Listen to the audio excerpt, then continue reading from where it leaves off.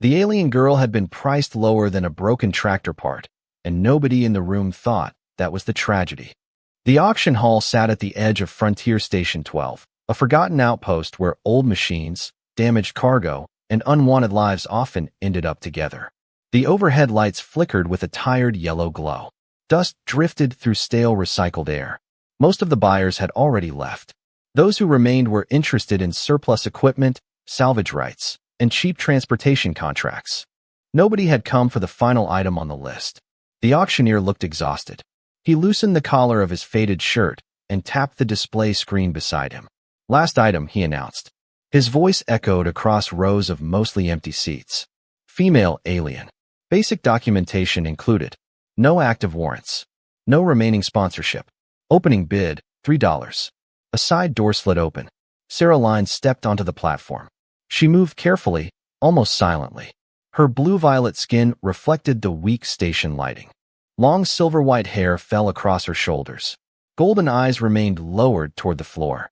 The bioluminescent markings along her cheeks glowed faintly beneath the overhead lights. She had learned long ago that looking directly at people only encouraged questions she did not want to answer. Silence greeted the opening bid. One man near the back laughed. Another buyer glanced at her for less than a second before returning to his cargo inventory. Someone muttered that the processing paperwork would cost more than the purchase itself. A few scattered chuckles followed. Sarah did not react. She had heard worse. Much worse. The auctioneer sighed. $3. Any interest? Nothing.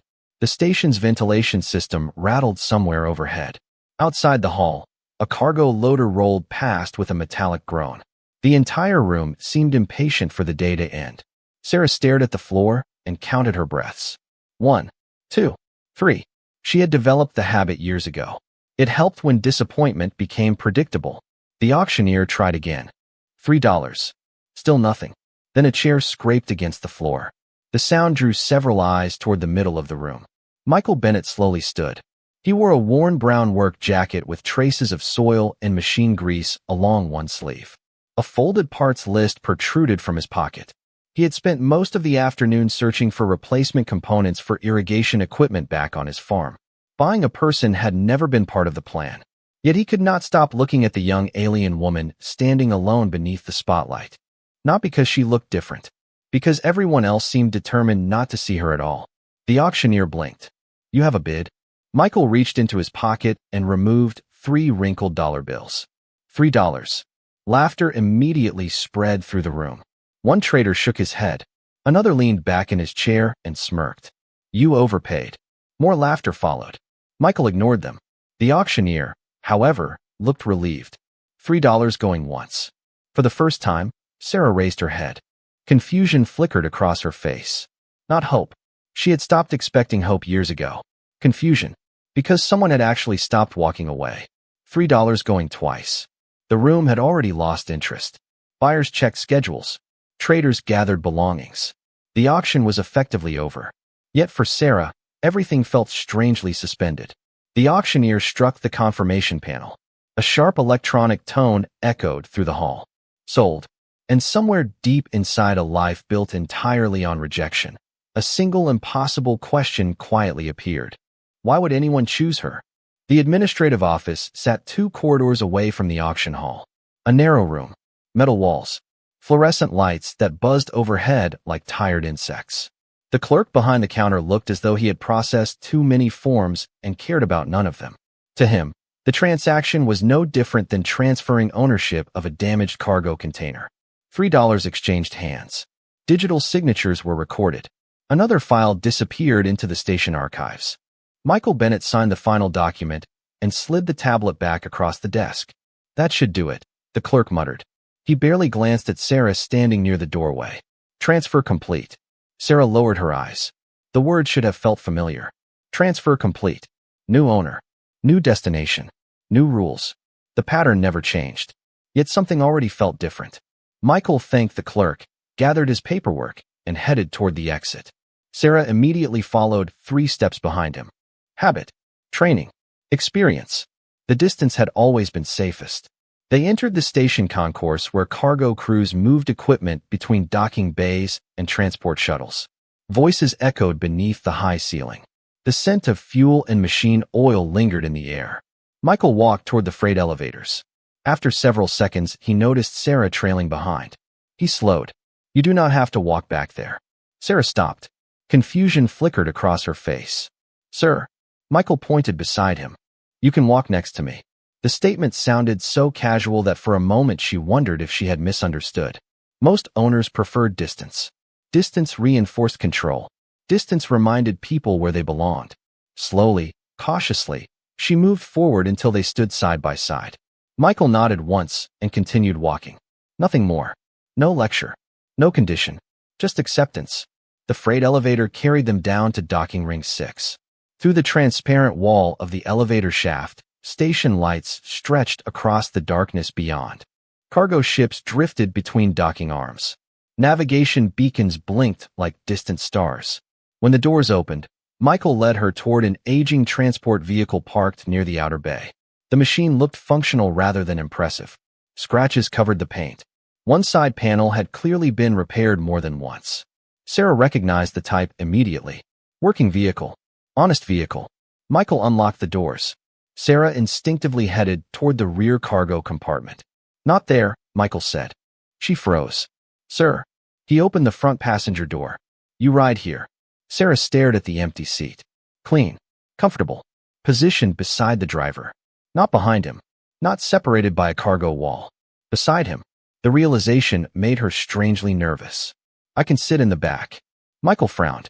"Why?" The question carried no sarcasm. He genuinely did not understand. Eventually, Sarah climbed into the passenger seat. The door closed softly. The transport departed the station less than 10 minutes later. Lights faded behind them as the vehicle crossed the dusty frontier roads leading toward the agricultural regions beyond the colony. For a long time, neither spoke. Wind moved across the plains outside. Distant hills rolled beneath the pale glow of 2 moons. Finally, Sarah gathered enough courage to ask the question she assumed mattered most. "What duties will you require?" Michael glanced toward her briefly. "Duties? Cleaning, cooking, maintenance. Whatever work you purchased me for." Silence followed. Then understanding slowly appeared on his face. Michael looked back toward the road ahead. "Sarah," he said quietly. It was the first time he had spoken her name. "I did not buy you because I needed something." She stared at him. The answer made no sense. People always needed something. That was how the universe worked. Michael simply continued driving through the darkness. And for the first time in years, Sarah found herself facing a possibility far more frightening than cruelty. Kindness with no obvious price. The farm appeared just before dawn. Sarah saw it first as a collection of distant lights scattered across the darkness beyond the frontier road. Then the shapes slowly emerged. A farmhouse, equipment sheds, storage silos, fields stretching toward the horizon beneath the fading glow of the moons. Nothing about the property looked impressive. Nothing looked wealthy. Yet there was something unsettling about how peaceful it felt. Michael guided the transport along a gravel road lined with windbreak trees. The vehicle finally stopped beside a modest 2-story house. The engine fell silent. For several seconds, neither moved. Sarah stared through the window. A home. The word felt strangely unfamiliar. She had lived in shelters, temporary housing facilities, labor compounds, and processing centers. Homes belonged to other people. Michael stepped out of the transport and grabbed a small duffel bag from behind the seat. Sarah followed automatically. Cold morning air carried the scent of soil and growing crops. Somewhere in the distance, an irrigation system hummed softly. The front porch light flickered on. Before Michael reached the door, it swung open. 2 children rushed outside. "Dad." A young girl launched herself toward him with enough enthusiasm to nearly knock him backward. A younger boy followed close behind. Michael laughed and wrapped both children in a hug. The sound caught Sarah off guard. Genuine laughter. Not polite. Not forced. Real. The children finally noticed her standing near the transport. Curiosity immediately replaced excitement. The girl tilted her head. The boy stared openly. Neither looked frightened. Neither looked suspicious. They simply looked interested. "Who is she?" the boy asked. Michael smiled. "This is Sarah." The girl waved enthusiastically. "Hi, Sarah." Sarah blinked, then gave a small nod. "Hello. I am Emma," the girl announced proudly. The boy pointed at himself. "And I am Noah." Michael opened the front door. Come inside before the sun beats us to it. Warm air flowed outward, carrying the scent of fresh bread and coffee. Sarah hesitated near the entrance. Years of experience told her to wait for instructions. Michael noticed immediately. You coming? Slowly, she stepped inside. The house felt lived in. Family photographs lined the hallway walls. Children's drawings covered a section of the refrigerator. A pair of muddy boots rested beside the door. Nothing expensive. Nothing perfect. Everything real. Emma immediately grabbed Sarah's hand. The unexpected contact nearly made her freeze. Come on. The girl led her upstairs before Michael could say a word. At the end of the hallway stood a closed door. Emma pushed it open. Morning light spilled through a window overlooking the fields outside. A neatly made bed sat against one wall. A dresser stood beneath the window. Fresh blankets rested at the foot of the mattress. Sarah stared in silence. Emma smiled proudly. This is your room. The words sounded impossible. Sarah slowly stepped inside. Her room. Not a storage area. Not a utility closet. Not a corner of a warehouse. A room. Michael appeared in the doorway carrying the duffel bag. He set it beside the dresser. There are extra clothes inside. Bathroom is across the hall. If you need anything else, we will figure it out. Then he left. Just like that. No conditions. No warnings. No rules. Emma waved before following him downstairs. The room became quiet again. Sarah stood alone in the center of the floor. Minutes passed. The bed remained untouched. The blankets remained folded. Because somewhere deep inside, she remained convinced this was only temporary. Kindness always ended eventually. At least, that was what she had believed her entire life. Yet as sunlight slowly filled the room, a small and unfamiliar part of her wondered what would happen if this time she was wrong. Sarah did not leave the room for nearly an hour after Michael and the children went downstairs. She sat on the edge of the bed with her hands folded tightly in her lap, staring at the neatly folded blanket at the foot of the mattress. The room remained exactly as they had left it. Nobody entered unexpectedly. Nobody checked on her. Nobody reminded her of rules. The silence felt almost unnatural. Eventually, the smell of food drifted up from the kitchen below. Fresh bread, eggs, coffee. Her stomach tightened. She had not realized how hungry she was. Another 20 minutes passed before a soft knock sounded against the door. Sarah immediately stood. Yes. The door opened slightly. Emma peeked inside. Her dark hair looked slightly messy from helping prepare breakfast. Dad says food is ready. Then she smiled. You do not have to hurry. The little girl disappeared down the hallway before Sarah could answer. You do not have to hurry. Another sentence that made no sense. Most places she had lived operated according to strict schedules. Meals happened at specific times. Delays had consequences. Everything carried expectations. Yet this family seemed determined to ignore every rule she understood. Slowly, she made her way downstairs. The kitchen glowed with warm morning sunlight. A wooden table sat near a large window overlooking the fields. 4 chairs surrounded it. A 5th chair had been added. Sarah noticed it immediately. Michael stood near the stove placing food onto plates. Noah sat at the table drawing shapes into a puddle of syrup with the tip of a spoon. Emma occupied the chair closest to the window. The empty chair beside her caught Sarah's attention. Morning, Michael said casually. Sarah hesitated near the doorway. Good morning. Michael pointed toward the table. Grab a seat. Sarah remained standing, waiting, watching. Emma frowned. Then she slid slightly to one side and patted the empty chair. You can sit here. The gesture was so simple that nobody else seemed to notice its importance. Yet Sarah felt something tighten painfully inside her chest. A seat. Beside someone. Not at a separate table. Not after everyone else finished eating. Beside someone. She approached slowly and lowered herself into the chair. Emma immediately smiled as though a major problem had been solved. Breakfast began. Noah spent several minutes explaining an ambitious plan involving farm drones and homemade rocket boosters. Michael patiently explained why attaching rockets to farm equipment was not a good idea. Emma disagreed and claimed it sounded exciting. The conversation bounced around the table with easy familiarity. Nobody ordered Sarah to serve food. Nobody expected her to remain silent. Several times they even asked her questions. Simple questions. Did she sleep well? Did she like the bread? Was the room comfortable? Ordinary questions asked by ordinary people. Yet each one felt strangely overwhelming. Halfway through breakfast, Emma pushed a small bowl of fruit toward her. You should try these. Sarah looked down at the bowl, then at the little girl. Thank you. Emma shrugged. You are welcome. Such a tiny exchange. Such a meaningless moment. Yet for reasons she could not explain, it felt more valuable than anything she had owned in years. And as sunlight filled the kitchen and laughter drifted across the table, Sarah found herself facing a possibility she had spent a long time avoiding. Maybe this family was not pretending. The days that followed felt strangely unreal. Sarah kept waiting for the illusion to break. Every morning, she expected a hidden condition to appear.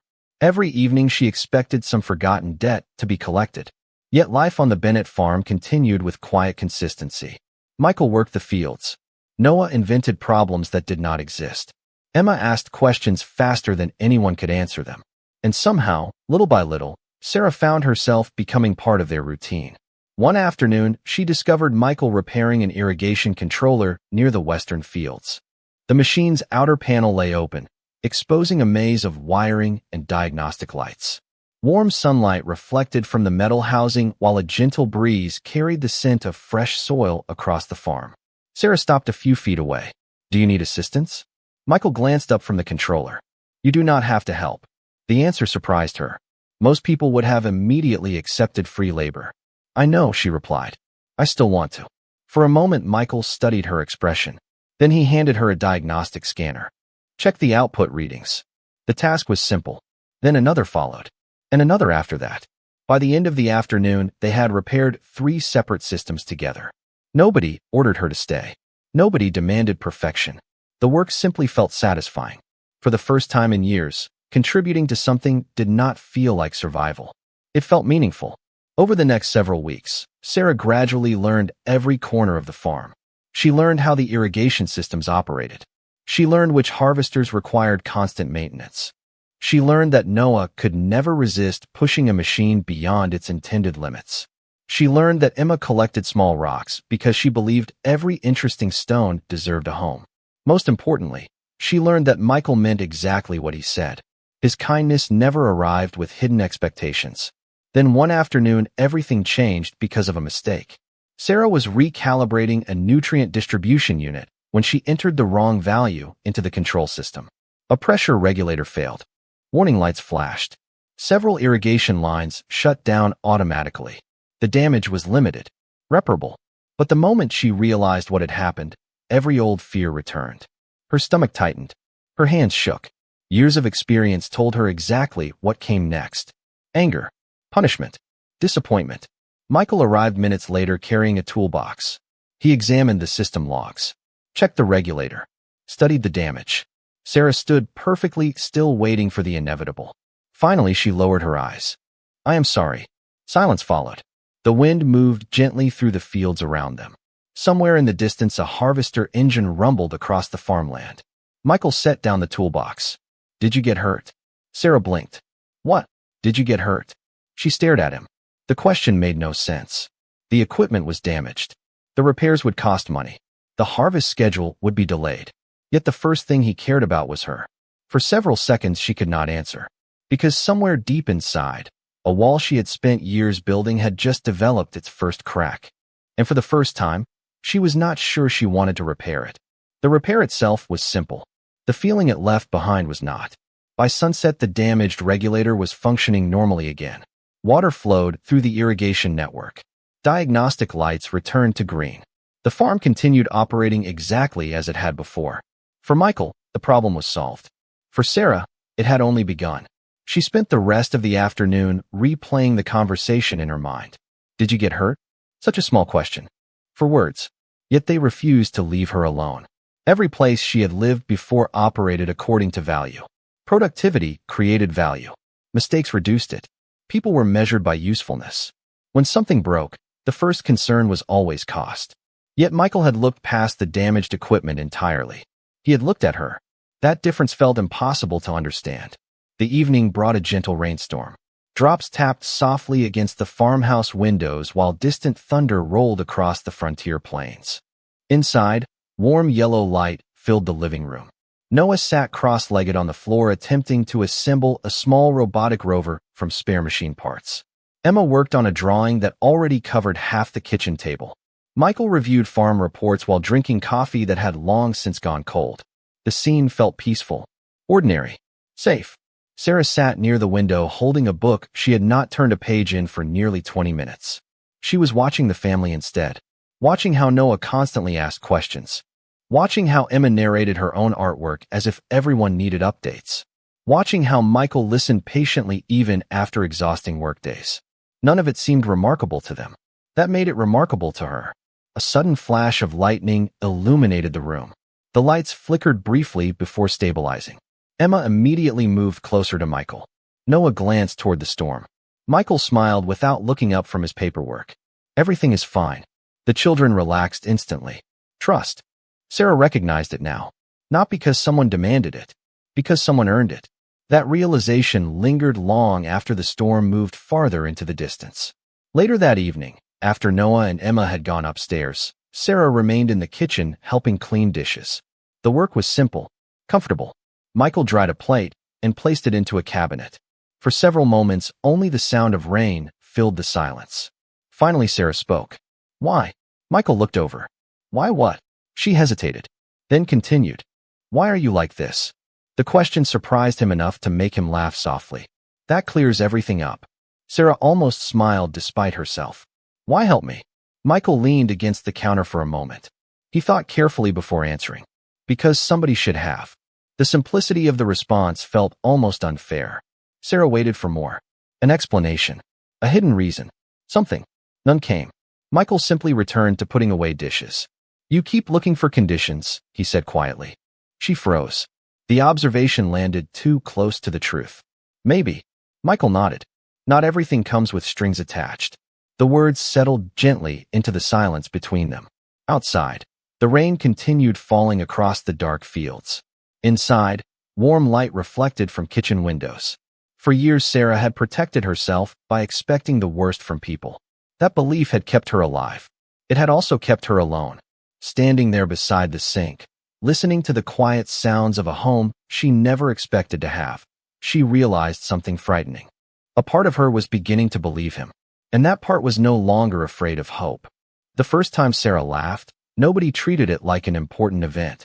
That was probably why she remembered it so clearly. It happened almost 3 months after her arrival. Noah had somehow managed to wedge himself inside an old storage locker while attempting what he described as a revolutionary engineering experiment. Emma spent 10 minutes laughing. Michael spent 10 minutes trying to understand how the situation had happened in the first place. When Noah finally emerged covered in dust and wounded pride, Sarah laughed before she could stop herself. The sound surprised everyone, including her. For a brief second, the kitchen grew quiet.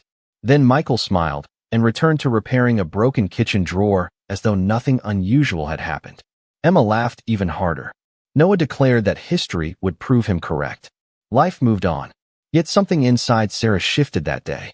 The walls she had spent years building were becoming harder to find. Autumn arrived across the colony with cool mornings and long golden afternoons. The fields surrounding the farm changed color beneath endless skies. Harvest season brought busy days and tired evenings. Michael spent most of his time repairing equipment and preparing shipments. Sarah worked beside him whenever she could. Not because she was expected to, because she wanted to. The difference still felt remarkable. One afternoon, they returned from the fields carrying tools and equipment parts. As they approached the house, Sarah noticed a transport vehicle parked near the front porch. Her stomach tightened immediately. The vehicle carried the insignia of the colonial administration. Old instincts woke without warning. Inspection, evaluation, transfer, removal. Michael noticed the vehicle too, but his reaction was far calmer. Probably paperwork, he said. Sarah was not convinced. A woman wearing a gray administrative uniform waited beside the porch steps holding a digital tablet. Her professional smile never quite reached her eyes. Michael greeted her politely. The woman checked her records. Michael Bennett. That is me. She nodded. Routine welfare review. The words echoed inside Sarah's mind.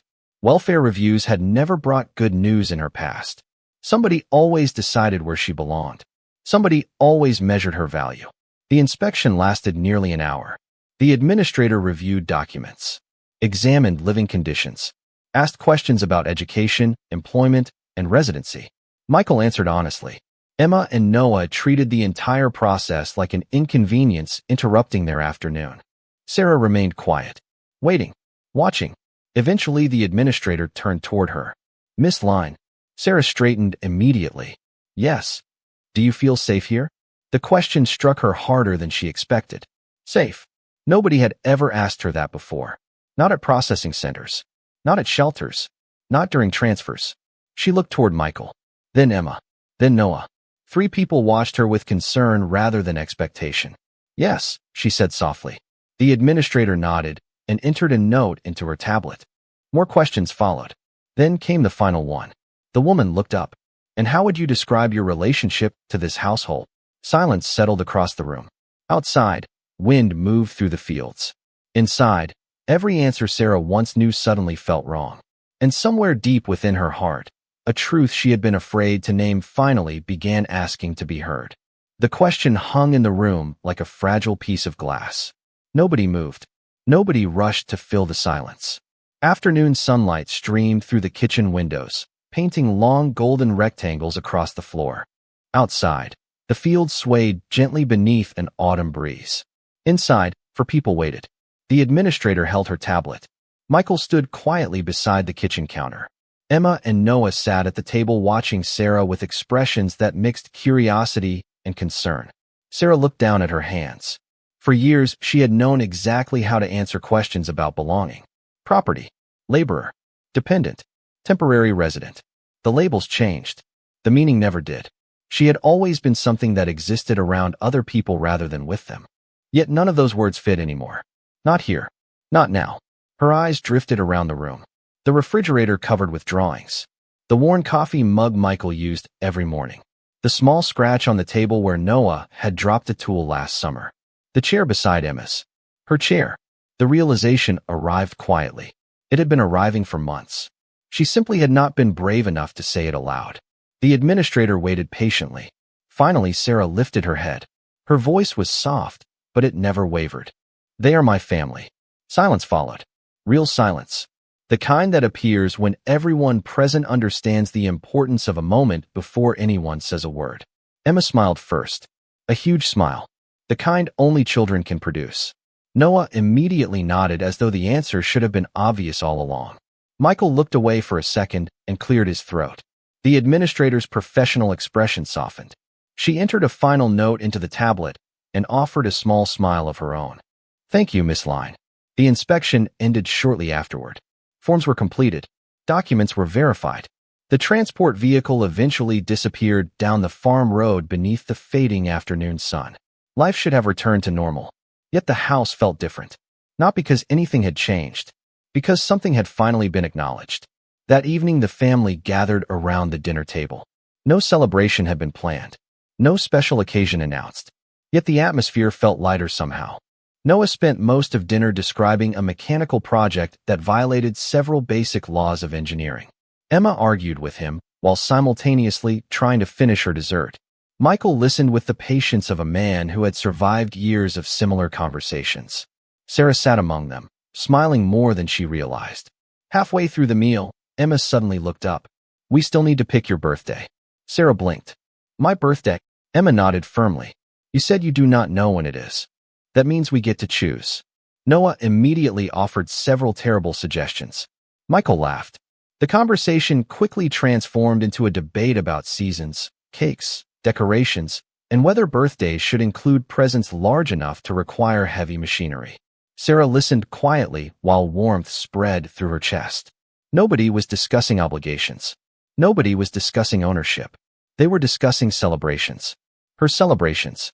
Later that night, she stood alone on the porch beneath a sky filled with stars. The farmhouse behind her glowed with warm yellow light. Through the windows, she could see Emma carrying a stack of drawing paper and Noah attempting to explain his latest invention.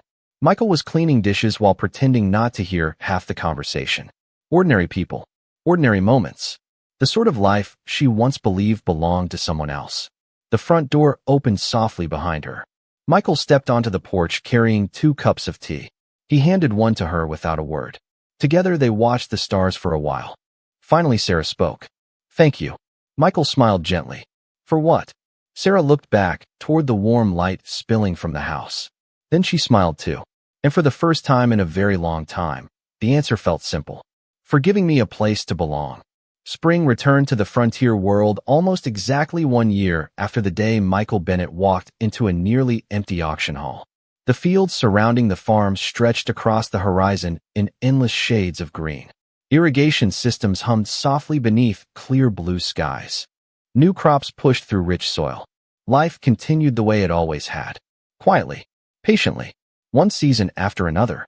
Sarah stood beside a harvesting unit reviewing maintenance diagnostics, while Noah enthusiastically explained a machine design that somehow involved 3 engines where one would have been sufficient. Emma sat nearby beneath a shade tree sketching plans for a future garden expansion she fully expected everyone else to build. The scene felt ordinary. That was what made it remarkable. Once, Sarah had believed ordinary happiness belonged to other people. Now she lived inside it. A transport vehicle rolled up the farm road, trailing a cloud of dust behind it. Michael stepped out carrying supply crates and a toolbox. He paused for a moment before approaching the group. The expression on his face carried quiet satisfaction. Not ownership, not obligation. Something far more meaningful. Pride. The kind that appeared when someone you cared about found a place where they could finally grow. Later that afternoon, the family gathered beneath a large tree near the western fields. Lunch rested on a blanket spread across the grass. The sky stretched endlessly overhead. Emma talked about school. Noah argued about engineering. Michael listened while pretending to understand every detail. Sarah sat among them, smiling more than she realized. Then Emma suddenly pointed toward the farmhouse. Wait. Everyone looked at her. The girl folded her arms dramatically. Today is important. Noah frowned. Why? Emma looked directly at Sarah. Because this is the day she came here. Silence followed. Then realization spread through the group. Michael laughed softly. You are right. Noah immediately claimed he had remembered all along despite clear evidence to the contrary. Emma ignored him. The conversation quickly shifted toward celebration ideas. Cake. Decorations. Presents. More cake. Sarah listened while warmth slowly filled her chest. Nobody spoke about ownership. Nobody spoke about debt. Nobody spoke about value. They spoke about memories. About belonging. About making sure she knew she mattered. As evening approached, the family returned to the house. Warm lights glowed behind the windows. The smell of dinner drifted through the air. Laughter echoed from somewhere inside. Sarah remained on the porch for a moment, watching the last sunlight disappear beyond the fields. A year earlier, she had stood in another place beneath another light. Alone. Forgotten. Waiting for strangers to decide whether she was worth keeping. She remembered the auctioneer. The laughter. The $3 bid. Most of all, she remembered the moment someone chose not to walk away. The front door opened behind her. Michael stepped onto the porch. You coming? Sarah looked back toward the warm light spilling from the house. Emma was setting plates on the table. Noah was arguing with a kitchen appliance for reasons nobody fully understood. Home. The word no longer felt distant. It felt real. Sarah smiled and nodded. Yes. Together they stepped inside. The door closed gently behind them. Outside, the stars slowly appeared above the fields. Inside, a family gathered around a table. And somewhere in a universe that often measured lives by profit, status, and usefulness, one human had spent $3 and changed the course of a life forever. Because sometimes the most extraordinary thing a person can do is simply make room for someone else to belong.